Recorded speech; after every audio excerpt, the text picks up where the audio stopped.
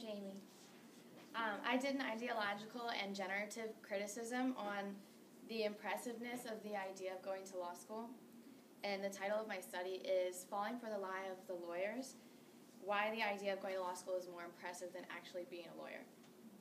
I researched the steps to becoming a lawyer, which include taking the law school admissions test, or the LSAT, which puts pre-law students under a great deal of anxiety and stress and eventually gives them a score on a scale of 120 to 180, and just for perspective, a national average is 151.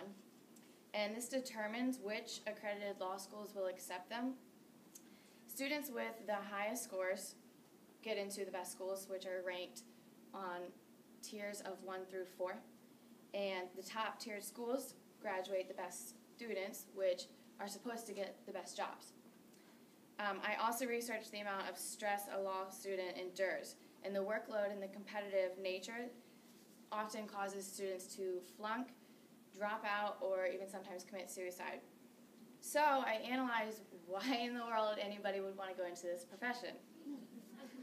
So by a show of hands, how many of you have watched The Good Wife or Shark or Law & Order or any other popular law shows? Okay, wow, everyone. Okay, TV loves the idea of lawyers. The media glamorizes lawmakers and litigators. I found a study that demonstrated the difference of what lawyers do on screen and what they actually do in real life.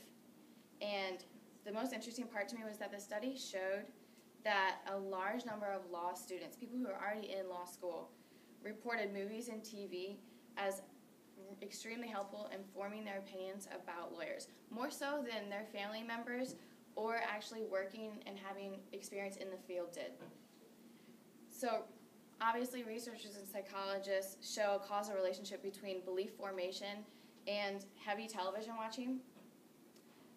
Then I analyzed how the American way of life is to work hard to earn something, and therefore I found that the amount of effort needed in order to succeed in this field makes students feel like it's worth it. However, to see if this feeling that they have is valid, I researched the employment and income statistics of current graduates. I found that the Wall Street Journal published an article that said only 55% of 2011 graduates are finding jobs, and none are making enough money annually to live as comfortably as what we see on TV. So really, there's no reason why they should feel like it's a good idea.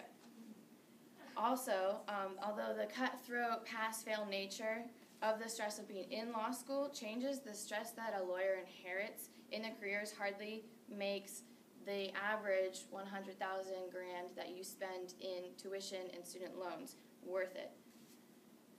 So in conclusion, the decorated image that the TV lawyer is disconnected from the in-debt, overworked, overstressed, or unemployed law graduate, which creates a contradiction from the prestige and power that society views a pre-law student and the true ability to be successful as a lawyer.